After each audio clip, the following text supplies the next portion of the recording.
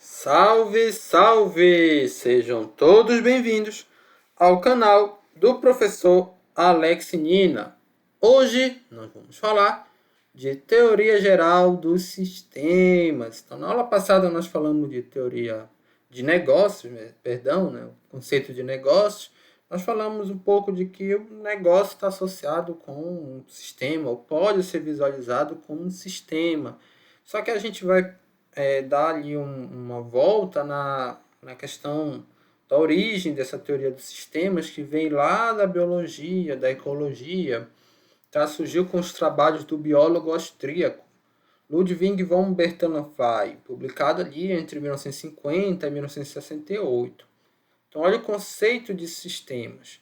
Conjunto ordenado de elementos que se encontram interligados e que interagem entre si. Até na aula passada nós mostramos uma imagem, tá aí na playlist, seria um círculo, né, com círculos menores, e cada círculo menores seriam um subsistema, ou elementos, tá bom?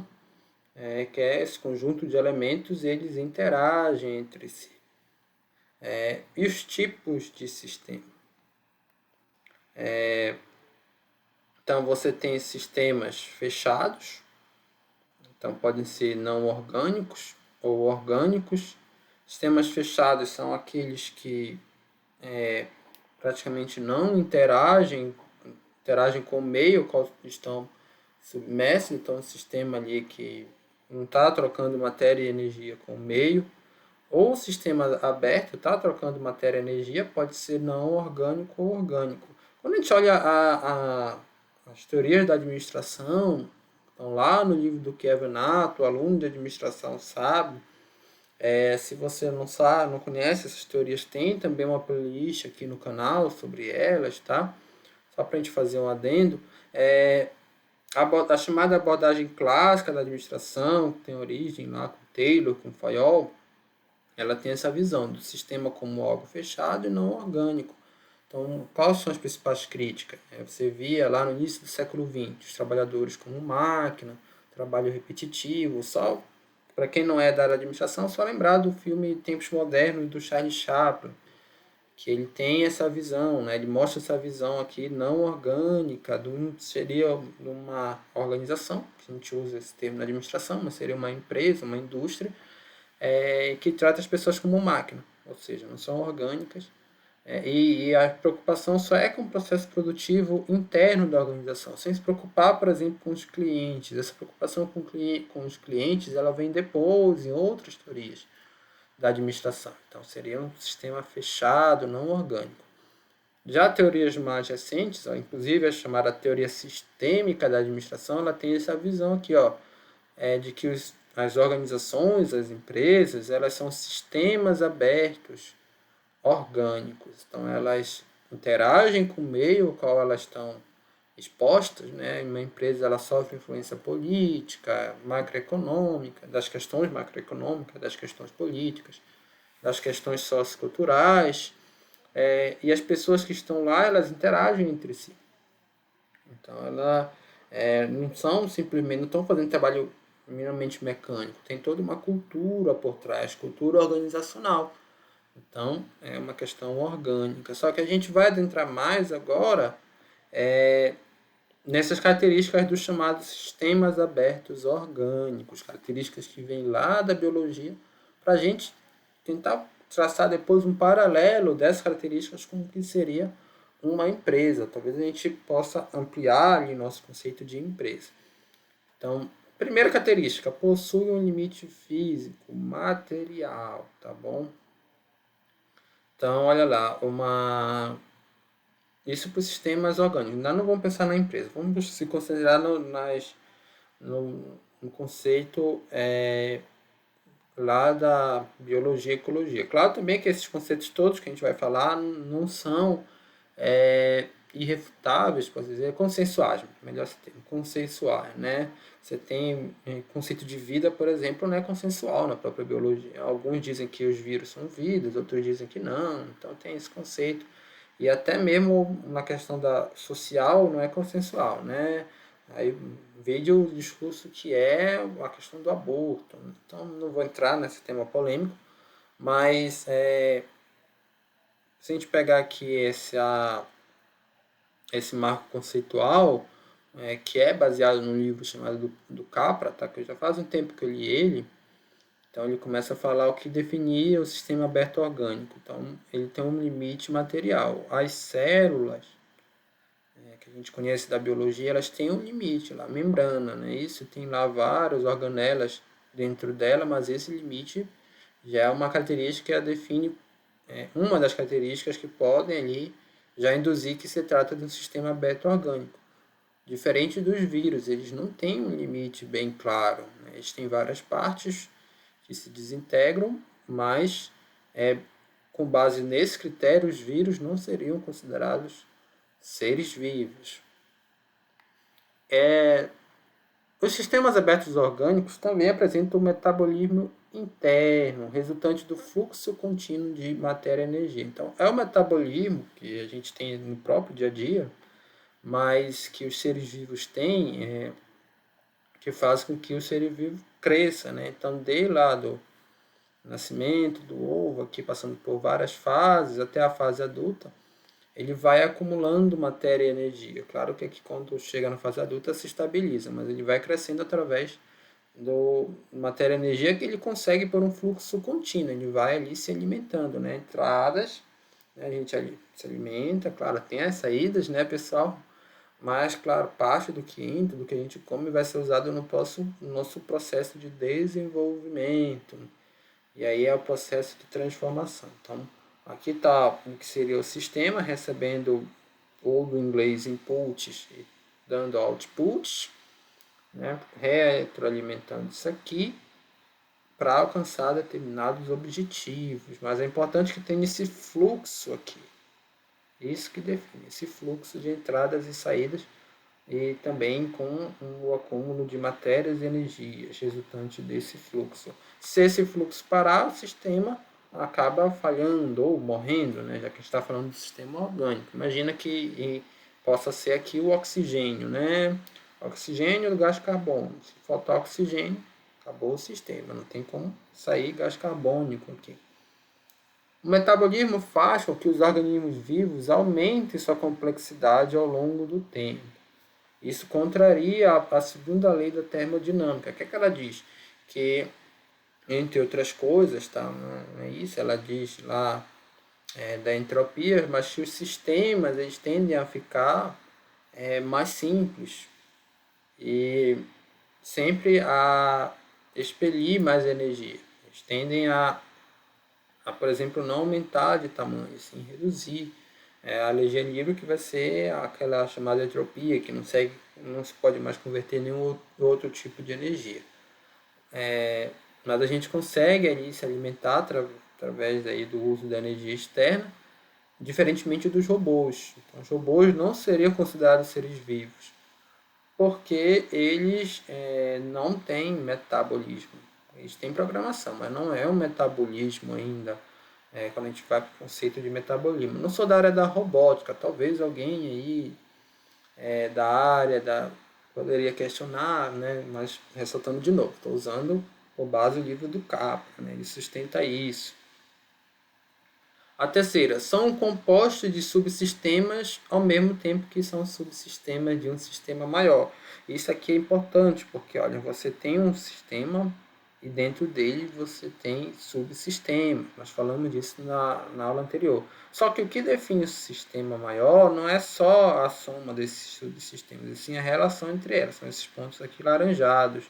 Mas não só entre os subsistemas internos, mas também com os sistemas externos. Olha, tudo isso aqui eles estão definindo o sistema maior. Essas relações que estão, inclusive, fora do limite do sistema. Lembra lá que o primeiro conceito, a primeira característica, perdão, era o limite. O sistema possui limite. Realmente possui limite, mas ele interage com as coisas que estão fora do seu limite. E aqui a máxima da teoria do sistema, né? O todo é maior do que a soma das partes, porque esse todo aqui ele está repleto de interações, então que seriam diferentes da simples parte, né? E também interações com o ambiente externo. Olha lá, sistemas abertos interagem com outros subsistemas. As interações são mais importantes do que os próprios elementos. E é essa interação, o metabolismo também, que faz com que você tenha vários níveis. Né? Esse caso aqui a gente está falando até dos subsistemas, olha só. Vamos pensar no organismo vivo, ele tem ali os tecidos, dentro dos tecidos tem as células, né? Os tecidos são compostos de células. As células têm as organelas, né? Dentro das organelas temos DNA, RNA, então cada vez o nível de análise, pode dizer assim, né? Ou um nível sistêmico, usando aí a própria teoria de sistemas, é menor. Da mesma forma, a gente pode vir para cá, olha, tem o organismo, tem a população, o ecossistema e, em última instância, toda a biosfera. E aí você tem ali certa ideia de que a Terra toda é um ser vivo, né? Seria o macrosistema vivo, isso realmente existe. James Lovelock, quem propôs essa teoria ou hipótese, dependendo do ponto de vista, de Gaia. Quem é Gaia? Gaia, da mitologia grega, é a mãe de Zeus, né? Que seria a própria Terra. Então, você tem ali a mãe que deu origem ao principal deus da literatura grega, e ela seria Gaia, a Terra. Próprio nome Gaia, ele deu origem à palavra geologia, né? Gaia, Gaia, geografia, também vem de Gaia, né? Que são as ciências que estudam a Terra, né? Tanto a geografia como a geologia. Então, a origem da geologia vem aí da deusa Gaia, né? Mãe de Zeus. Então, o metabolismo, a gente mostrou ainda há pouco, era aqui que eu queria falar do metabolismo, né? Que ele é responsável pelo crescimento do indivíduo, né? Essa troca de matéria e energia aqui com o meio. Só que também, do ponto de vista mais sistêmico, que a gente expande tanto a questão do espaço como a questão do tempo, a complexidade dos seres vivos ela foi aumentando ao longo do tempo geológico. Os 4,6 bilhões de anos da Terra, não se teve sempre mamíferos. Na verdade, mamíferos foi surgir já no final, né? Se fosse um ano a Terra, seria lá nos últimos segundos. Isso até foi questão de prova de Enem. Só que assim, surgiram primeiro seres unicelulares, unicariontes, né?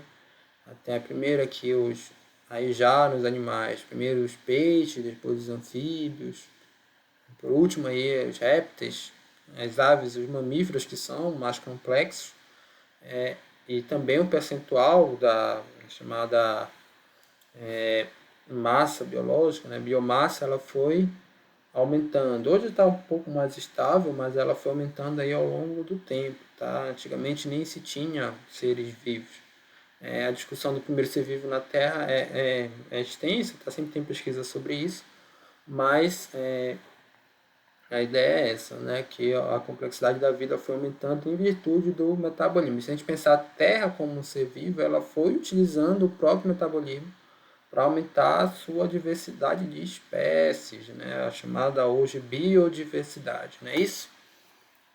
A quarta característica, as interações determinam mecanismos de feedbacks positivos, chamado retroalimentação ou realimentação, e feedbacks negativos, o chamado tampão. Esse seria um termo mais da química, né? Tampão.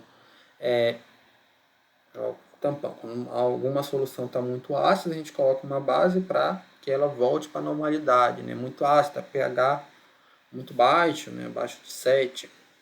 Aí você coloca um carbonato de sódio, por exemplo, vai para o pH, tende o pH a se subir. Mesma coisa, é muito básico, você coloca ali um ácido para ele descer. Você tampona. Só que assim, vamos para primeiro para a retroalimentação. Olha, você tem duas variáveis aqui, A e B. Uma causa aumento da outra, que por consequência causa aumento de uma. Então vocês conseguem perceber que aqui vai virar um círculo vicioso. Né? Então, se o entendimento hoje é que CO2 e temperatura funcionam dessa forma. Quando você emite mais gases de efeito estufa, e não inclui só o CO2, tá? Você aumenta a temperatura da Terra. Mas quando você aumenta a temperatura da Terra, você emite mais CO2. Então isso vai acontecer indefinidamente, Não, porque não existem só essas duas variáveis, né? Se fosse realmente só essas duas variáveis, mas a Terra é mais complexa que isso, né? Então, normalmente você vai ter alguma outra variável chamada tampão. Não está acontecendo lá o feedback positivo, aí vem alguém e dá um stop, tá? Faz isso parar, né? Aqui o exemplo, a temperatura e o suor dos mamíferos. Porque os mamíferos são seres de corpo quente, chamaram seres de corpo quente, assim como as aves, hoje pensa-se, e alguns répteis, na verdade, né? Crocodilo, algumas cobras são também de sangue quente. Quando a temperatura esquenta, o que, é que acontece? A gente soa. Né?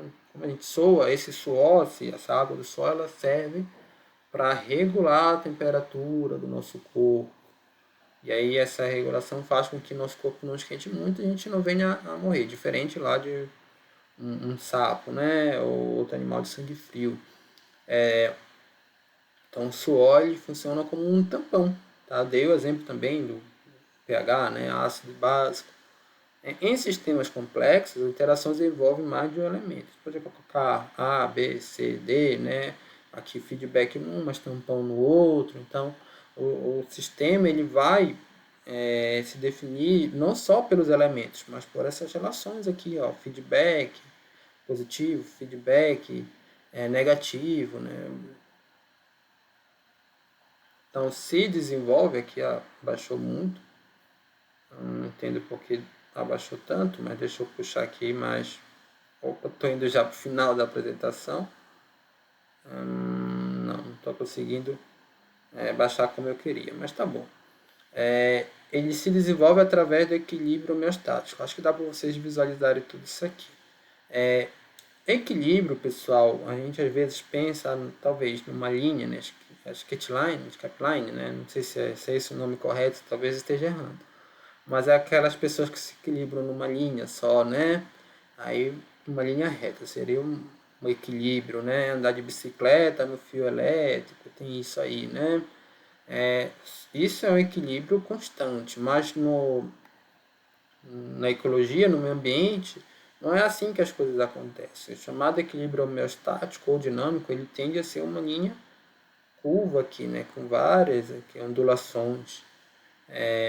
Exemplo, a temperatura ali do ser vivo. Né? O homem ele vai sobreviver através desse mecanismo de tampão a determinadas variações da temperatura. Se der lá, tem cidade que chega a 40, 50 graus, outros aí a 10 graus abaixo de zero, não sei. E aí tem pessoas sobrevivendo com suas várias estratégias, não só biológicas, né? Claro, tem os casacos, de pele e tudo mais. Mas vai chegar um tempo, você vai colocar, digamos, 100 graus de temperatura, 200, 300. Aí não adianta que não vai ter como a gente sobreviver. Ou abaixo aí de 0, 70, 100, 200. Então, uma hora, se a gente romper o limite, olha, acontece o chamado desequilíbrio. Nesse caso, para a gente seria a morte. Mas, do ponto de vista ecológico, o que poderia acontecer? Sei lá, né, uma situação muito hipotética. A temperatura da Terra cresceu tanto, a espécie humana não conseguiu mais sobreviver, alguma outra espécie vai conseguir se adaptar, né? Ou tende a acontecer isso. Então, do ponto de vista ecológico, umas espécies, mediante novas condições do ambiente, sobrevivem em detrimento de outras. Né? A evolução das espécies lá do Charles Darwin. Por quê? Aquela espécie que estava se evoluindo dentro de determinados limites aqui, ela, quando o limite foi ultrapassado, ela não evoluiu. Se a gente pensar numa empresa, vamos já trazer no final da aula aqui para a gestão de negócios, ela pode sobreviver dentro de determinados limites aqui de pressão política ou pressão por uma crise, como que a gente está passando agora do coronavírus, né? Sobreviver um determinado número de tempo com perda de caixa. Ela tem lá já uma boa reserva de contingência ou algum negócio que é menos afetado pela pandemia. Todos são afetados, mas, por exemplo, é muito diferente. São negócios da saúde para os negócios da aviação, né? Isso da pandemia do coronavírus, né? Contextualizando aqui a época que eu estou falando desse vídeo. Então as empresas elas vão ter equilíbrios homeostáticos diferentes também. Já começa a ficar interessante toda essa visão que a gente deu lá dos sistemas vivos abertos, para a gente pensar numa empresa sujeita a todas essas questões aqui, olha, que a gente acabou de falar na aula. Tá bom? Metabolismo tem na empresa, a empresa cresce, tá, pessoal? A empresa ela tem subsistemas, interage com o meio, né? Ela cresce ao longo do tempo, claro que aqui está falando de tempo maior, por exemplo, mas ao longo do tempo ela vai crescendo e aqui novas espécies vão aparecendo, a empresa muda de comando, né? Muda de pessoas, não é isso? Então ela pode se manter, melhor ou pior, ela tem mecanismo de feedback positivo e feedback negativo. Pensou, se você começar a fazer uma política de austeridade, diminuir o salário dos funcionários, no intuito de reduzir custos, eles podem te dar aqui um tampão, né? Podem ficar menos motivados a trabalhar. Então, aquela tua primeira ideia, ela não funcionou porque veio aqui, toda ação tem uma reação, né? Então, beleza, aqui é a principal referência dessa aula, né? Gestão de negócio. Falei muito do Capra, mas eu não citei ele diretamente, só mais na fala. Poderia colocar aqui o livro do Capra, né? Conexões Ocultas, né? De 2003. E tem outros livros também, Lovelock, né? Gaia, Hipótese de Gaia, tem os livros do Lovelock sobre Hipótese de Gaia. Enfim, pessoal, espero que vocês tenham gostado. Até a próxima.